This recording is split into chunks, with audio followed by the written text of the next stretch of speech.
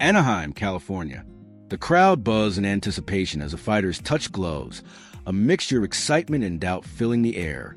Many came wondering if this would be the fight that finally derailed the Munguia hype train. 12 rounds scheduled, and the energy was electric.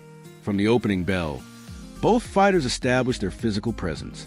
Munguia and Rosado, two large middleweights, solid and cut, stood in front of each other with confidence. Rosado, coming up from 154 pounds, looked strong and composed, not out of place at all at 160. He carried himself with the energy of a man who's been in these waters before. This was his domain. Rosado, known for his high work rate, started immediately with sharp output, staying active and trying to match the rhythm of Munguia, who's known for his high-volume pressure style. Early exchanges were cagey but physical. You could tell that Munguia's punches had more snap, more urgency. Rosado, to his credit, was composed, letting Munguia initiate and looking to counter. Munguia, ever the pressure fighter, tried to close distance early and work combinations. Rosado made a point to move laterally, slip shots, and not get trapped against the ropes. But even then, you could feel the tide slowly turning. Munguia's jab found a home early, sharp and accurate. It consistently found Rosado's guard and forehead, and it set up short combinations. Rosado looked to return fire when he could, often relying on the right hand or a sneaky uppercut in close quarters. Clashes began to happen more often. A clash of heads left Munguia blinking and pawing at his left eye, a momentary pause in his momentum.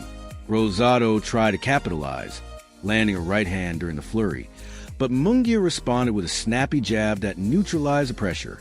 Freddie Roach, in Rosado's corner, had emphasized the importance of body work leading into the fight, but for the first few rounds, the majority of Rosado's punches were aimed at the head. Munguia, meanwhile, kept launching flurries of 3 to 5 punches, mixing an occasional uppercut and hooks to the body. While not everything landed clean, the volume was staggering. The middle round saw Munguia start to break into a rhythm. His output was relentless, non-stop pressure, jabs, hooks, and uppercuts in bunches. Rosado showed veteran poise, absorbing much of the punishment with his guard and movement. But still, the pace was beginning to wear on him. Rosado planted his feet in round 5, landing a looping overhand, right followed by a left hook around the guard. The crowd roared as he tried to shift the momentum, but Munguia returned fire immediately, unwilling to give up any ground. As the round progressed, Rosado found himself trying to slow the pace of the fight, clinch when necessary, land counters, and manage the onslaught. At 35 years old and with a resume full of brutal fights, Rosado was once again called on to dig deep. His footwork started to fade just slightly. Munguia sensed it. The younger fighter began to press even harder, walking him down with jab and pinning him along the ropes whenever he could.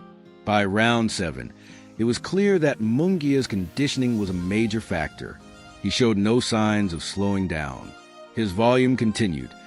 Punches and bunches, body shots finally being mixed in, and short uppercuts sneaking through Rosado's guard. Rosado kept looking for the perfect shot, but they weren't coming. Munguia's defense, while still raw at times, was tight enough to avoid anything major.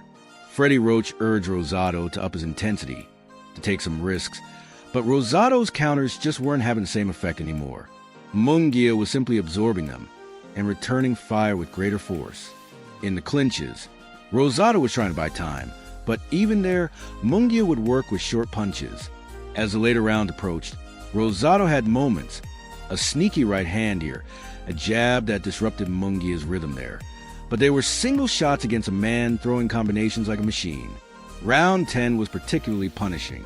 Munguia's body work had finally worn Rosado down. With Rosado stationary, Munguia unleashed left hooks to the liver and finished with an uppercut that had the veteran briefly staggered. Still, Rosado wouldn't go down. He gritted through the punishment, clinching when needed, surviving through veteran craft. His face now showed the damage of the fight.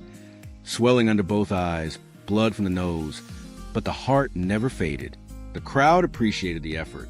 Rosado had come to fight, and he was earning respect. Round 11 saw Munguia continuing to pile on the volume. His hands flew in bursts, hooks to the body, straight rights up top, jabs in between. Rosado was throwing back, but now it was clear he needed a knockout to win. Even with all his experience, the power just wasn't there anymore.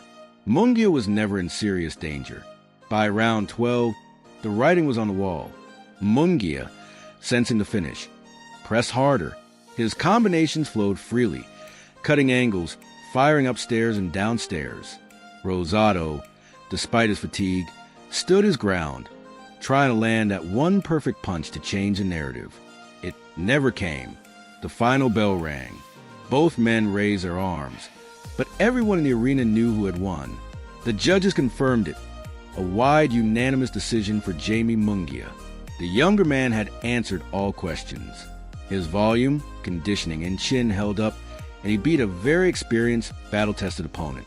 Rosado, ever the warrior, lost nothing in defeat. He fought hard, gave fans another gritty performance, and reminded everyone why he's a mainstay in boxing. Munguia, on the other hand, added another layer